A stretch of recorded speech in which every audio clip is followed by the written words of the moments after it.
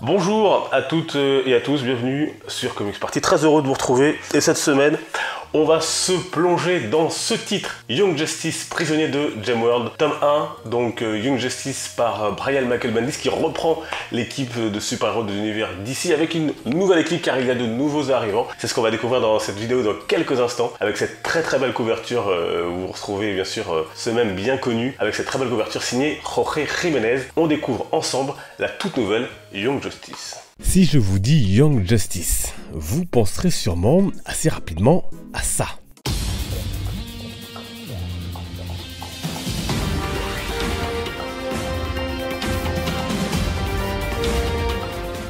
Et vous n'auriez pas tort, mais avant d'être une série animée, la Young Justice était bien sûr un titre de l'écurie DC Comics. La première mouture est présentée en 1998 suite à la dissolution d'une autre célèbre équipe de jeunes héros, les fameux Teen Titans. Ces derniers sont devenus, ayant grandi, enfin, tout simplement les Titans.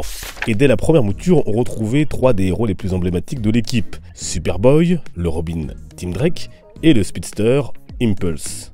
Et ils seront vite rejoints par trois super-héroïnes, Secret, en réalité apparue dès leur première aventure, mais aussi Arrowhead, si ça existe, il s'agissait à l'époque de CeCe King Jones, et bien sûr Wonder Girl. Et au fil des mois et des années, d'autres personnages rejoindront l'écurie. 2011 à présent, changement d'équipe artistique et changement d'équipe tout court, suite au relaunch New 52, l'équipe devient plus mature et est désormais composée du Robin Dick Grayson, de Connor Kent, Superboy, d'Artemis, de Wally West, connu sous l'identité de Kid Flash, et de deux personnages spécialement inventés pour la série, l'Atlante Caldoram, alias Aqualad, et M'Gan Morse, Miss Martian.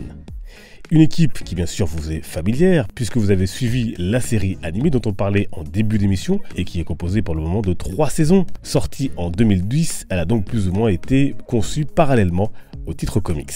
Nous voilà à présent donc en 2019 et DC Comics confie à Brian Michael Bendis le projet de relancer la Young Justice dans le cadre d'une nouvelle collection Wonder Comics qui comprend aussi désormais des titres comme Wonder Twins, Naomi, 2 titres disponibles chez Urban Comics et Dial H for Hero. Pour cette nouvelle aventure, nos nouveaux héros se retrouvent projetés dans la dimension magique de Gemworld, régie par le pouvoir de joyaux surnaturels. Un récit bourré d'action, mais assez classique, dans le thème des retrouvailles et de reformation d'une équipe. On y retrouve donc une nouvelle fois le Robin Tim Drake, 3e Robin du Chevalier Noir que l'on ne présente plus et qui a été aussi membre et chef des Teen Titans. Parmi les revenants, il y a aussi Wonder Girl, Cassandra Sandsmark ou Cassie pour les intimes. Son arbre généalogique est plutôt impressionnant car si sa mère est une ancienne archéologue, son père, lui, est l'aventurier Lennox, fils de Zeus. Rien que ça. Alors comme Wonder Woman, elle possède des bracelets de protection et un lasso capable lui de projeter la lumière de Zeus. Superboy, Connor Kent est aussi de retour. Il avait disparu depuis les événements de Flashpoint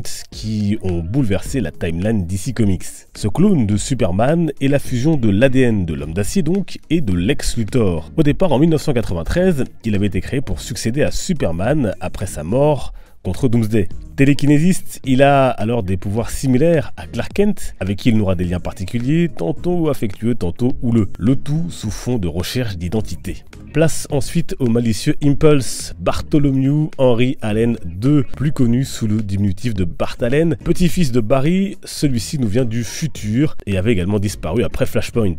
Voilà maintenant le 109 avec la jeune Teen Lantern Kelly Quintela, 11 ans, originaire de Bolivie. Elle a piraté la lanterne des Green Lantern et a canalisé leur énergie dans un gant. Elle décide ensuite de se rendre à Metropolis pour devenir une héroïne et à la faveur de sa rencontre avec les autres héros cités précédemment, elle se retrouve également projetée à Gemworld. La jeune héroïne reste assez secrète même si on sait qu'elle a encore sa mère et sa sœur. Très intelligente, elle apprend encore à maîtriser ses pouvoirs car comme les Green Lantern, elle a la faculté de pouvoir matérialiser ce qu'elle veut. Reste donc Jenny X, elle est l'arrière petite-fille de Jonah X, chasseur et soldat, personnage de DC Comics. Ce dernier avait été vendu à l'âge de 13 ans au chef d'une tribu Apache. Mais revenons à Jenny. Après avoir surpris sa petite amie fricotée avec une autre, elle s'enfuit et tombe sur un braquage dans un bowling qu'elle parvient à stopper. Et c'est après cet événement que sa mère lui montre une mystérieuse malle renfermant des artefacts ayant appartenu à son ancêtre Jonah, dont on parlait à l'instant. Alors sachez également que le personnage aura le droit à sa propre première publication solo aux États-Unis